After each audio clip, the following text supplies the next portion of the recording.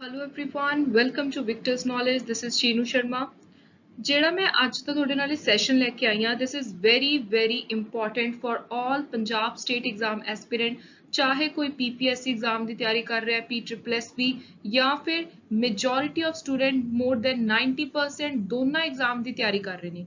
ਤੇ ਹੁਣ ਆਪਾਂ ਨੂੰ ਪਤਾ ਹੈ पीपीएससी ने भी कुछ एग्जाम प्रीपोन करते ने, PSSB ਦੇ एग्जाम भी ਆਪਾਂ ਐਕਸਪੈਕਟ ਕਰ ਰਹੇ ਹਾਂ ਕਿ ਸੈਪਟੈਂਬਰ ਮੰਥ ਤੋਂ ਸਟਾਰਟ ਹੋ ਜਾਣਗੇ, starting from video clerk excise. So ਇਸ ਤਰੀਕੇ ਦੇ ਨਾਲ ਆਪਾਂ ਐਗਜ਼ਾਮ ਐਕਸਪੈਕਟ ਕਰ ਰਹੇ ਹਾਂ ਆਉਣ ਵਾਲੇ 3-4 ਮਹੀਨਿਆਂ ਦੇ ਅੰਦਰ PPSC ਤੇ PSSB ਦੇ ਇਕੱਠੇ। ਸੋ ਹੁਣ ਬਹੁਤ ਸਾਰੇ ਸਟੂਡੈਂਟਸ ਦਾ ਕਨਫਿਊਜ਼ਨ ਹੈ ਕਿ ਅਸੀਂ ਦੋ ਪੇਪਰਾਂ ਦੀ ਤਿਆਰੀ ਕਿਵੇਂ ਕਰੀਏ, ਕਿ ਅਸੀਂ ਇਹਨਾਂ ਦੋਨਾਂ ਵਿਭਾਗਾਂ ਦੀਆਂ ਜਿਹੜੀਆਂ ਪ੍ਰੀਖਿਆਵਾਂ ਨੇ ਉਹਨਾਂ ਦੀ ਇਕੱਠੇ ਤਿਆਰੀ ਕਰ ਸਕਦੇ ਹਾਂ। ਸੋ ਦੋਨੋਂ ਡਿਪਾਰਟਮੈਂਟ ਚਾਹੇ PPSC ਹੈ PSSB ਹੈ, ਇਹਨਾਂ ਦੀ ਜੇ ਆਪਾਂ ਤਿਆਰੀ ਕਰਨੀ ਹੈ ਇੱਕ ਸਮਾਰਟ ਸਟ੍ਰੈਟਜੀ ਦੇ ਨਾਲ, ਤਾਂ ਕਾਮਨ ਸਟ੍ਰੈਟਜੀ ਕੀ ਹੋਣੀ ਚਾਹੀਦੀ ਹੈ। ਅੱਜ ਦੇ ਇਸ ਲੈਕਚਰ ਦੇ ਅੰਦਰ ਮੈਂ ਤੁਹਾਡਾ ਇਹੀ ਕਨਫਿਊਜ਼ਨ ਕਲੀਅਰ ਕਰੂੰਗੀ ਕਿ ਤੁਹਾਡੇ ਨਾਲ ਇੱਕ ਮੈਂ ਸਟ੍ਰੈਟਜੀ ਸ਼ੇਅਰ ਕਰਨ ਜਾ ਰਹੀ ਹਾਂ ਕਿ ਤੁਸੀਂ ਕਿਹੜੇ ਸਬਜੈਕਟ ਉੱਤੇ ਜ਼ਿਆਦਾ ਫੋਕਸ ਕਰਨਾ ਹੈ। ਜੇ ਤੁਹਾਡੀ ਆਲਰੇਡੀ ਤਿਆਰੀ ਹੋ ਚੁੱਕੀ ਹੈ ਤੁਸੀਂ ਰਿਵਾਈਜ਼ ਕੀ ਕਰਨਾ ਹੈ। ਸੋ ਨਾਓ ਲੈਟਸ ਗੈਟ ਸਟਾਰਟਡ। ਸਭ ਤੋਂ ਪਹਿਲਾਂ ਆਪਾਂ ਇਹ ਦੇਖ ਲੈਂਦੇ ਹਾਂ ਕਿ ਪੇਪਰ ਕਿਹੜੇ ਆਉਣ ਵਾਲੇ ਨੇ ਜਿਨ੍ਹਾਂ ਨੂੰ ਆਪਾਂ ਆਉਣ ਵਾਲੇ 2-3 ਮਹੀਨਿਆਂ ਦੇ ਅੰਦਰ ਐਕਸਪੈਕਟ ਕਰ ਰਹੇ ਹਾਂ। ਸੋ PPSC ਦਾ ਕੋਆਪਰੇਟਿਵ ਇੰਸਪੈਕਟਰ ਐਗਜ਼ਾਮ ਹੈ। ਉਸ ਤੋਂ ਬਾਅਦ ਚਾਹੇ ਹਜੇ ਇਹਦਾ ਕੈਲੰਡਰ ਰਿਲੀਜ਼ ਨਹੀਂ ਹੋਇਆ, ਸ਼ੈਡਿਊਲ ਰਿਲੀਜ਼ ਨਹੀਂ ਹੋਇਆ ਐਗਜ਼ਾਮ ਦਾ, ਪਰ ਆਪਾਂ ਐਕਸਪੈਕਟ ਕਰ ਰਹੇ ਹਾਂ ਕਿ ਸੀਨੀਅਰ ਅਸਿਸਟੈਂਟ ਐਗਜ਼ਾਮ ਵੀ ਇਸ ਸਾਲ ਦੇ ਐਂਡ ਤੱਕ ਹੋ ਸਕਦਾ ਹੈ। ਉਸ ਤੋਂ ਬਾਅਦ ਹੈ PSSB starting from video forest guard paper ਹੋਣਾ, ਕਲਰਕ ਦੇ ਅਲੱਗ-ਅਲੱਗ ਡਿਪਾਰਟਮੈਂਟ ਦੇ ਪੇਪਰ ਹੋਣੇ ਨੇ, excise and taxation inspector the paper ਹੋਣਾ। ਉਸ ਤੋਂ ਬਾਅਦ ਜੇ ਆਪਾਂ ਗੱਲ ਕਰੀਏ ਬਾਕੀ ਹੋਰ ਜਿਹੜੇ ਐਗਜ਼ਾਮ ਨੇ, ਕੋਈ ਸਬਜੈਕਟ ਸਪੈਸੀਫਿਕ ਹੈ, ਡੋਮੇਨ ਸਪੈਸੀਫਿਕ ਹੈ, ਚਾਹੇ PPSC ਦੇ ਕੋਈ ਪੇਪਰ ਲੈ ਲਓ, PSSB ਦੇ, ਉਹਨਾਂ ਵਿੱਚ ਵੀ ਇੱਕ ਚੀਜ਼ ਦੇਖੀ ਗਈ ਹੈ ਕਿ ਸਿਲੇਬਸ ਨੂੰ ਦੋ ਭਾਗਾਂ 'ਚ ਵੰਡਿਆ ਹੋਇਆ ਹੈ। ਇੱਕ ਭਾਗ ਦੇ ਅੰਦਰ ਜ਼ਿਆਦਾ ਨੰਬਰਾਂ ਦਾ ਸਬਜੈਕਟ ਸਪੈਸੀਫਿਕ ਪੇਪਰ ਆਉਣਾ, ਜਿਹੜਾ ਦੂਜਾ ਪਾਰਟ ਹੈ ਉਹਦੇ ਵਿੱਚ ਜਿਹੜੇ ਇਹ ਸਾਰੇ ਪੇਪਰ ਨੇ ਇਹਨਾਂ ਦਾ ਜੋ ਸਿਲੇਬਸ ਹੈ ਉਹੀ ਘੱਟੋ ਘੱਟ 20 ਕੁਐਸਚਨ 30 ਕੁਐਸਚਨ 40 ਕੁਐਸਚਨ ਇਸ ਟਾਈਪ ਨਾਲ ਆਉਣਾ। ਸੋ ਉਹਦੇ ਵਿੱਚ ਵੀ ਤੁਸੀਂ ਇਹਨਾਂ ਪੇਪਰਾਂ ਦੀ ਜਿਹੜੀ ਸਟ੍ਰੈਟਜੀ ਹੈ ਉਹਨੂੰ ਅਪਣਾ ਕੇ ਆਪਣਾ ਸਬਜੈਕਟ ਤੋਂ ਇਲਾਵਾ ਜਿਹੜਾ ਦੂਜਾ ਭਾਗ ਹੈ ਜਿਹਦੇ ਵਿੱਚ ਕਾਮਨ ਸਬਜੈਕਟ ਆਉਣੇ ਨੇ, ਜਨਰਲ ਅਵੇਅਰਨੈਸ ਆਉਣੀ ਹੈ, ਕਰੰਟ ਅਫੇਅਰ, ਉਹ ਸਟ੍ਰੈਟਜੀ ਨੂੰ ਅਪਣਾ ਸਕਦੇ ਹੋ। ਸੋ ਜਿਹੜੀ ਸਟ੍ਰੈਟਜੀ ਹੈ ਇਹਨੂੰ ਮੈਂ ਤੁਹਾਨੂੰ 4 ਪਾਰਟਸ ਦੇ ਵਿੱਚ ਦੱਸੂਗੀ ਕਿ ਸਟੈਟਿਕ ਸਬਜੈਕਟ ਨੇ ਉਹ ਤੁਸੀਂ ਕਿਹੜੇ ਸਭ ਤੋਂ ਪਹਿਲਾਂ ਕਰਨੇ ਨੇ। ਕਰੰਟ ਇਸ਼ੂਜ਼, ਇਹ ਇੱਕ ਇੰਪੋਰਟੈਂਟ ਵਰਡ ਆਪਾਂ ਨੂੰ ਦੇਖਣ ਨੂੰ ਮਿਲ ਰਿਹਾ ਹੈ, ਇੱਕ ਇੰਪੋਰਟੈਂਟ ਟਰਮ ਦੇਖਣ ਨੂੰ ਮਿਲ ਰਹੀ ਹੈ। ਪਹਿਲਾ ਇਸ਼ੂਜ਼ ਜਿਹੜਾ ਸਿਲੇਬਸ ਸੀ ਇਸ਼ੂਜ਼ ਨਾਲ ਰਿਲੇਟਡ ਸਿਰਫ PPSC ਕਰਦੀ ਸੀ, ਹੁਣ PSSB ਨੇ ਵੀ ਸੇਮ PPSC ਵਾਲਾ ਪੈਟਰਨ ਫੋਲੋ ਕਰਕੇ ਸਿਲੇਬਸ ਦੇ ਵਿੱਚ ਇਸ਼ੂਜ਼ ਵਾਲਾ ਇੱਕ ਨਵਾਂ ਪਾਰਟ ਪਾਤਾ, ਹਰ ਸਬਜੈਕਟ ਦੇ ਨਾਲ ਲਿਖਿਆ ਹੋਇਆ ਹੈ ਇਸ਼ੂਜ਼। ਪਰ ਇਹਦਾ ਇਹ ਮਤਲਬ ਨਹੀਂ ਹੈ ਕਿ ਆਪਾਂ ਹੁਣ ਹਿਸਟਰੀ ਦੇ ਇਸ਼ੂਜ਼ ਕਰਨ ਲੱਗ ਜਾਾਂਗੇ ਜਾਂ ਫਿਰ ਆਪਾਂ ਪੰਜਾਬ GK ਨੂੰ ਛੱਡ ਦਾਂਗੇ, ਪੋਲਿਟੀ ਨੂੰ ਛੱਡ ਦਾਂਗੇ। ਸੋ ਇਸ਼ੂਜ਼ ਦਾ ਇਹ ਮਤਲਬ ਨਹੀਂ ਹੈ, ਇਸ਼ੂਜ਼ ਦਾ ਵੀ ਇੱਕ ਪਾਰਟਿਕੂਲਰ ਸਿਲੇਬਸ ਹੈ ਕਿ ਕਿਹੜੇ ਸਬਜੈਕਟਸ ਤੇ ਆਪਾਂ ਇਸ਼ੂਜ਼ ਕਰਨੇ ਨੇ। ਸੋ ਸਟੈਟਿਕ ਪੋਰਸ਼ਨ ਦੀ ਜੇ ਗੱਲ ਕਰੀਏ ਤਾਂ ਮੇਨ ਸਬਜੈਕਟ ਜਿੱਥੋਂ ਤੁਸੀਂ ਆਪਣੀ ਤਿਆਰੀ ਸ਼ੁਰੂ ਕਰ ਸਕਦੇ ਹੋ, ਜਾਂ ਜੇ ਤੁਸੀਂ ਆਲਰੇਡੀ ਤਿਆਰੀ ਕਰ ਚੁੱਕੇ ਹੋ ਤਾਂ ਰਿਵਾਈਜ਼ ਤੁਸੀਂ ਕਿਹੜੇ ਸਬਜੈਕਟ ਕਰਨੇ ਨੇ। ਸੋ ਪਹਿਲ ਦੇ ਤੌਰ ਤੇ ਤੁਸੀਂ ਜਿੰਨਾ ਸਟੈਟਿਕ ਸਬਜੈਕਟ ਉੱਤੇ ਫੋਕਸ ਦੇਣਾ, ਜਿੰਨਾ ਦੀ ਤੁਸੀਂ ਮੇਨ ਥਿਊਰੀ ਬਿਲਕੁਲ ਮਿਸ ਨਹੀਂ ਕਰਨੀ, ਉਹ ਹੈ ਨੰਬਰ 1 ਪੋਲਿਟੀ, ਨੰਬਰ 2 ਤੇ ਪੰਜਾਬ GK, ਨੰਬਰ 3 ਤੇ ਮਾਡਰਨ ਇੰਡੀਆ ਹਿਸਟਰੀ। ਇਹ ਤਿੰਨੋਂ ਸਬਜੈਕਟ ਤੁਹਾਡੇ ਤਿਆਰ ਹੋਣੇ ਚਾਹੀਦੇ ਨੇ, ਚਾਹੇ ਕੋਈ PPSC ਦਾ ਪੇਪਰ ਹੈ ਚਾਹੇ ਕੋਈ PSSB ਦਾ। ਉਸ ਤੋਂ ਬਾਅਦ ਨੰਬਰ 2 ਤੇ ਆਪਾਂ ਗੱਲ ਕਰਾਂਗੇ ਕਰੰਟ ਇਸ਼ੂਜ਼ ਦੀ। ਹੁਣ ਸਿਲੇਬਸ ਵਿੱਚ ਕਰੰਟ ਇਸ਼ੂਜ਼ ਲਿਖਿਆ ਹੋਇਆ, ਪਰ ਆਪਾਂ ਨੇ ਮੇਨ ਪਹਿਲ ਦੇ ਤੌਰ ਤੇ ਕਿਹੜੇ ਸਬਜੈਕਟ ਦੇ ਕਰੰਟ ਇਸ਼ੂ ਕਰਨੇ ਨੇ, ਜਿਨ੍ਹਾਂ ਦੇ ਆਪਾਂ ਬੇਸਿਕ ਸਟੈਟਿਕ ਨੌਲੇਜ ਚਾਹੇ ਇਗਨੋਰ ਵੀ ਕਰ ਦਈਏ, ਪਰ ਇਹਨਾਂ ਦੀ ਆਪਾਂ ਪੇਪਰ ਦੇ ਲਈ ਕਰੰਟ ਇਸ਼ੂਜ਼ ਇਗਨੋਰ ਨਹੀਂ ਕਰ ਸਕਦੇ। ਸੋ ਇਹਦੇ ਵਿੱਚ ਪਹਿਲੇ ਨੰਬਰ ਤੇ ਸਬਜੈਕਟ ਆਉਂਦਾ ਇਨਵਾਇਰਨਮੈਂਟ, ਇਹਦੇ ਨਾਲ ਰਿਲੇਟਡ ਪਿਛਲੇ ਘੱਟੋ ਘੱਟ 1 ਸਾਲ ਦੇ ਅੰਦਰ ਜਿੰਨੀਆਂ ਵੀ ਇੰਪੋਰਟੈਂਟ ਡਿਵੈਲਪਮੈਂਟ ਹੋਈਆਂ ਨੇ, ਕੋਈ ਕਨਵੈਨਸ਼ਨ ਹੈ, ਪ੍ਰੋਟੋਕਾਲ ਹੈ, ਕੋਈ ਵਾਈਲਡ ਲਾਈਫ ਸੈਂਚੁਰੀ ਦੀ ਗੱਲ ਹੋ ਰਹੀ ਹੈ ਨਿਊਜ਼ ਦੇ ਵਿੱਚ, ਉਹ ਸਾਰੀਆਂ ਚੀਜ਼ਾਂ ਆਪਾਂ ਪੜ੍ਹਨੀਆਂ ਨੇ। ਕੋਈ ਕੰਸੈਪਟ ਹੈ, ਕੋਈ ਫਰਟੀਲਾਈਜ਼ਰ ਆਇਆ ਕਿਤੇ, ਕਿਸੇ ਕ੍ਰੌਪ ਦੀ ਗੱਲ ਹੋਈ ਹੈ, ਇਹ ਸਾਰੀਆਂ ਚੀਜ਼ਾਂ ਆਪਾਂ এনवायरमेंट ਵਿੱਚ ਪੜ੍ਹਨੀਆਂ ਨੇ, ਕਰੰਟ ਬੇਸਡ।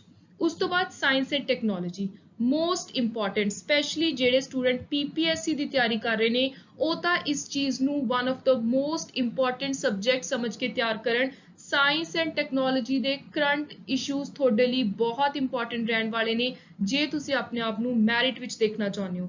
ਨੰਬਰ 3 ਤੇ ਸਭ ਤੋਂ ਜ਼ਰੂਰੀ ਜਿਹਦੇ ਵਿੱਚੋਂ ਮੈਕਸਿਮਮ ਕੁਐਸਚਨ ਆਉਂਦੇ ਨੇ, ਇਹਨੂੰ ਮੈਂ ਇਕਨੋਮਿਕਸ ਨੂੰ ਪਿੱਛੇ ਸਟੈਟਿਕ ਵਿੱਚ ਇਸ ਲਈ ਨਹੀਂ ਪਾਇਆ ਕਿਉਂਕਿ ਜਦੋਂ ਆਪਾਂ ਇਕਨੋਮਿਕਸ ਦੇ ਕਰੰਟ ਇਸ਼ੂਜ਼ ਕਵਰ ਕਰਦੇ ਹਾਂ ਤਾਂ ਉਹਦੇ ਵਿੱਚ ਆਪਣੇ ਆਪ ਜਿਹੜੀ ਸਟੈਟਿਕ ਨੌਲੇਜ ਹੈ, ਕੋਈ ਟਰਮ ਦਾ ਮੀਨਿੰਗ ਹੈ, ਉਹ ਚੀਜ਼ਾਂ ਆਪਾਂ ਨਾਲ ਦੀ ਨਾਲ ਕਵਰ ਕਰ ਸਕਦੇ ਹਾਂ। So environment, science and technology, economics, ਇਹਨਾਂ ਤਿੰਨਾਂ ਸਬਜੈਕਟਾਂ ਦੇ ਅਲੱਗ ਤੋਂ ਤੁਸੀਂ ਸਟੈਟਿਕ ਫੈਕਟ ਕਰਨ ਤੋਂ ਵੀ ਪਹਿਲਾਂ ਕਰੰਟ ਇਸ਼ੂਜ਼ ਤਿਆਰ ਕਰ ਲੈਣੇ ਨੇ। ਤੀਜੇ ਨੰਬਰ ਤੇ ਆਉਂਦੇ ਨੇ ਓਵਰਆਲ ਕਰੰਟ ਅਫੇਅਰ। ਹੁਣ ਜੇ ਕੋਈ ਸਟੂਡੈਂਟ ਪਿਛਲੇ 1 ਸਾਲ ਤੋਂ ਦੀ ਕਰੰਟ ਅਫੇਅਰ ਤਿਆਰ ਕਰ ਰਿਹਾ ਤਾਂ ਉਹ ਤਾਂ ਬਹੁਤ ਵਧੀਆ ਗੱਲ ਹੈ, ਪਰ ਹੁਣ ਜੇ ਆਪਾਂ ਐਕਸਪੈਕਟ ਕਰ ਰਹੇ ਹਾਂ ਕਿ ਸਤੰਬਰ 'ਚ ਕੋਈ ਪੇਪਰ ਹੋ ਰਿਹਾ, ਕੋਈ ਅਕਤੂਬਰ 'ਚ ਹੋ ਰਿਹਾ, ਤਾਂ ਉੱਥੇ ਤੁਸੀਂ ਜੇ ਜਨਵਰੀ 2022 ਤੋਂ ਕਰੰਟ ਅਫੇਅਰ ਤਿਆਰ ਕਰ ਰਹੇ ਹੋ ਤਾਂ ਉਹ ਵੀ ਤੁਹਾਡੇ ਲਈ ਸਫੀਸ਼ੀਐਂਟ ਰਹਿਣਗੇ। ਜੇ ਉੱਥੇ 25 ਕਰੰਟ ਅਫੇਅਰ ਨੇ ਤਾਂ ਉਹਦੇ ਵਿੱਚੋਂ 20-22 ਕਰੰਟ ਅਫੇਅਰ ਜਨਵਰੀ ਤੋਂ ਬਾਅਦ ਦੇ ਹੀ ਰਹਿਣ ਵਾਲੇ ਨੇ। ਸੋ ਐਟਲੀਸਟ ਜਨਵਰੀ 2022 ਤੋਂ ਜਦੋਂ ਤੱਕ ਪੇਪਰ ਨਹੀਂ ਹੁੰਦਾ, ਪੇਪਰ ਦਾ ਤੁਸੀਂ ਮਹੀਨਾ ਬਿਲਕੁਲ ਵੀ ਮਿਸ ਨਹੀਂ ਕਰਨਾ ਕਿਉਂਕਿ ਰੀਸੈਂਟਲੀ ਮੈਂ 1-2 ਪੇਪਰਾਂ 'ਚ ਦੇਖਿਆ ਕਿ ਉਹਨਾਂ ਨੇ 10-15 ਦਿਨ ਪਹਿਲਾਂ ਵਾਲੇ ਕਰੰਟ ਅਫੇਅਰ ਵੀ ਪੁੱਛੇ ਹੋਏ ਨੇ। ਸੋ ਪੇਪਰ ਦੀ ਜਦੋਂ ਡੇਟ ਆ ਗਈ ਉਸ ਤੋਂ 15 ਦਿਨ ਪਹਿਲਾਂ ਤੱਕ ਦੇ ਕਰੰਟ ਅਫੇਅਰ ਜ਼ਰੂਰ ਤਿਆਰ ਕਰਕੇ ਜਾਣੇ ਨੇ। ਹੁਣ ਇਹਦੇ ਵਿੱਚ ਕਈ ਸਟੂਡੈਂਟ ਕੀ ਕਰਦੇ ਨੇ, ਸਿਰਫ MCQ ਪੜ੍ਹ ਕੇ ਚਲੇ ਜਾਂਦੇ ਨੇ।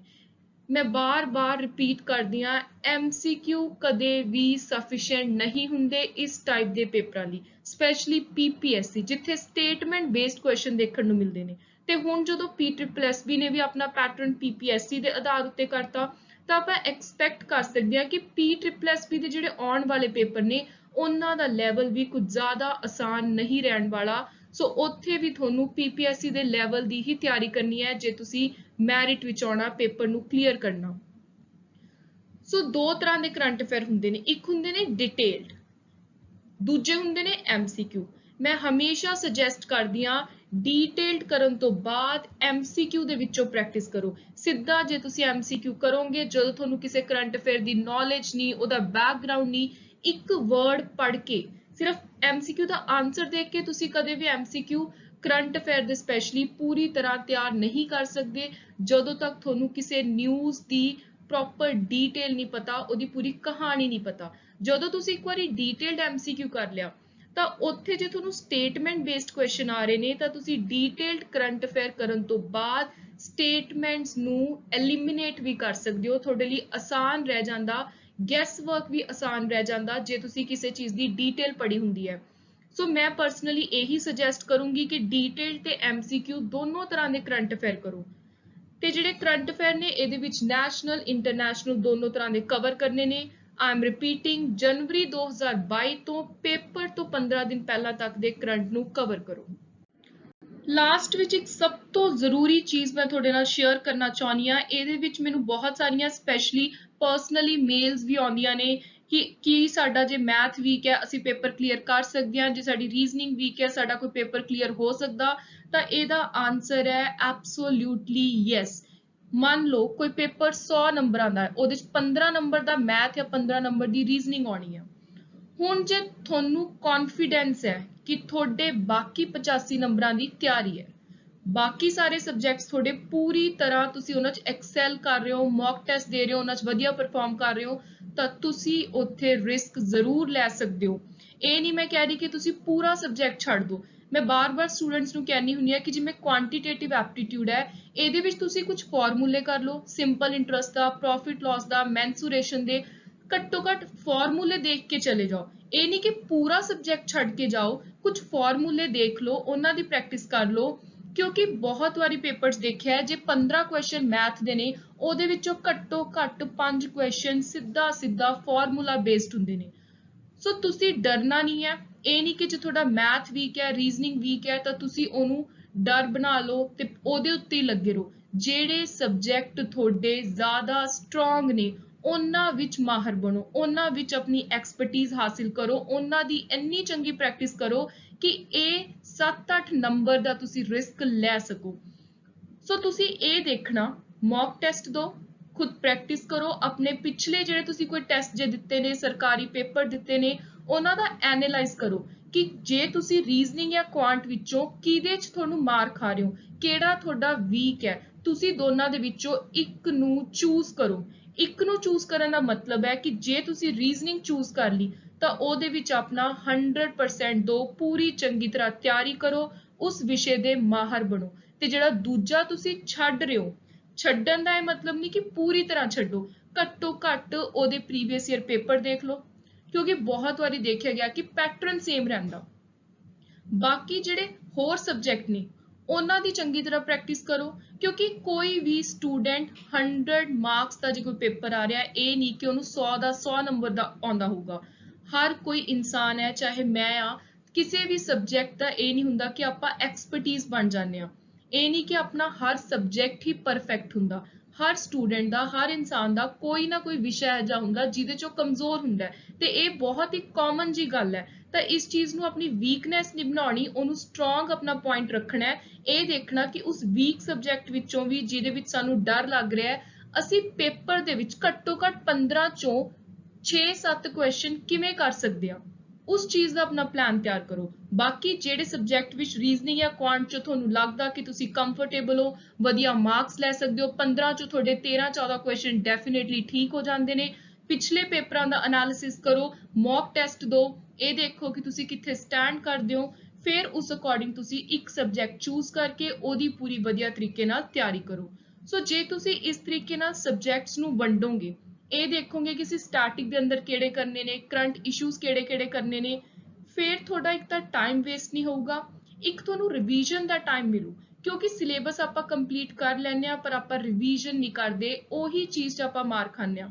ਪੇਪਰ ਦੇ ਵਿੱਚ ਜਿਹੜਾ ਆਪਾਂ ਨੂੰ ਡਾਊਟ ਹੁੰਦਾ ਕਿ ਦੋਨੋਂ ਆਪਸ਼ਨਾਂ ਆਪਾਂ ਨੂੰ ਠੀਕ ਲੱਗਦੀਆਂ ਨੇ, ਉਸ ਚੀਜ਼ ਨੂੰ ਆਪਾਂ ਦੂਰ ਕਿਵੇਂ ਕਰਨਾ ਹੈ, ਉਹ ਕਨਫਿਊਜ਼ਨ ਦੂਰ ਕਿਵੇਂ ਕਰਨਾ ਹੈ, ਆਪਾਂ ਨੇ ਇਸ ਚੀਜ਼ ਤੱਕ ਕਿਵੇਂ ਪਹੁੰਚਣਾ ਕਿ ਦੇਖਣ ਸਾਰ ਆਪਾਂ ਨੂੰ ਸਹੀ ਆਨਸਰ ਪਤਾ ਹੋਵੇ ਤੇ ਉਹ ਆਪਾਂ ਕੌਨਫੀਡੈਂਟ ਵੀ ਹੋਈਏ, ਕਿਉਂਕਿ ਜਿੱਥੇ ਨੈਗੇਟਿਵ ਮਾਰਕਿੰਗ ਹੈ ਉੱਥੇ ਕੌਨਫੀਡੈਂਸ ਹੋਣਾ ਬਹੁਤ ਜ਼ਰੂਰੀ ਹੈ। ਸੋ ਉਹਦਾ ਇੱਕ ਹੀ ਤਰੀਕਾ ਹੈ ਰਿਵੀਜ਼ਨ।